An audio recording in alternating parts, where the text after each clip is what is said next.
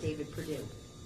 The entire America First agenda, the entire success of this country over the last 4 years has been enabled and advanced by senators like Senator Loeffler and like Senator Perdue, who have stood in the breach and boldly voted for these policies. I've never seen a bigger contrast in my life, and I've had a long one, in two different sets of Senate candidates on the ballot at one time. There is a difference. There's a huge contrast between them. If you like freedom, you like free markets, the choice is very clear. And let me also say this. I was really struck by the two conventions, the two-party national conventions this summer for lots of reasons. But not least of which was, wasn't it really fascinating that even according to the Washington Post analysis, abortion, pro-choice, women's right to choose wasn't mentioned in the Democratic convention this year. I mean, we've been going to conventions for decades. That's all you ever heard. 0 times according to the Washington Post. Pro-life, that was mentioned 31 times at the Republican convention. You can look it up in the Washington Post analysis. And that's because that even the Democrats understand they're losing on that issue. So if you don't think abortion should extend into the 10th month of pregnancy, if you actually believe in protecting the sanctity of life, if you don't want people violating the Second Amendment who run around all day pretending that they're for the First Amendment, the choice is clear there too. And I'm not afraid to say it.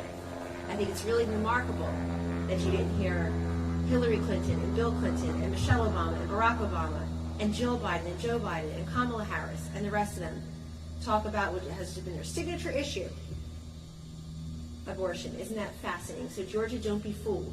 The reason that it's conspicuous by its absence in this debate is they don't want you to know that they have voted against bans on partial birth abortion. They vote against protecting babies after 20 weeks of gestation when nonpartisan scientists and doctors say the baby can feel pain. So don't be fooled. There's a reason they're not even talking about that. This is not about politics. It's about policy. It's about freedom. It's about your voice. You elect those two Democrats, their lives will be much easier.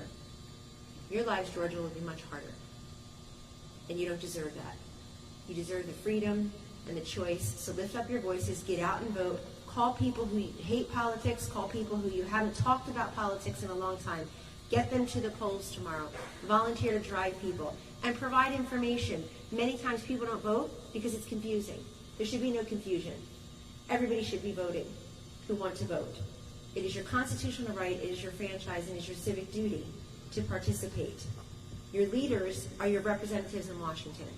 And Kelly Loeffler and David Perdue are representing the interests of Georgia in Washington and need to continue to do that. Thank you very much, and God bless Georgia. I'd like to introduce a legend in Georgia, your former governor, current Secretary of Agriculture in the Trump administration, who I've had a real pleasure to work very closely with in the administration. We were there together for many years. I actually want to give 2 quick shout-outs to Secretary Perdue and his administration. I know that Senator Loeffler and Senator Perdue supported these policies wholeheartedly. First of all, what USDA has done under Secretary and Governor Perdue with respect to the opioid crisis has been remarkable, going into rural America and helping in a way that people just never had.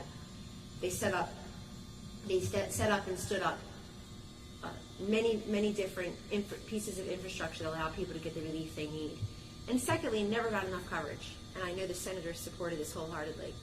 But Secretary Perdue and his team, in the matter of days, if not weeks, I mean, really just very quickly, they were able to provide over 100 million meals to school children when the pandemic hit and schools started to close. And we don't hear much about that.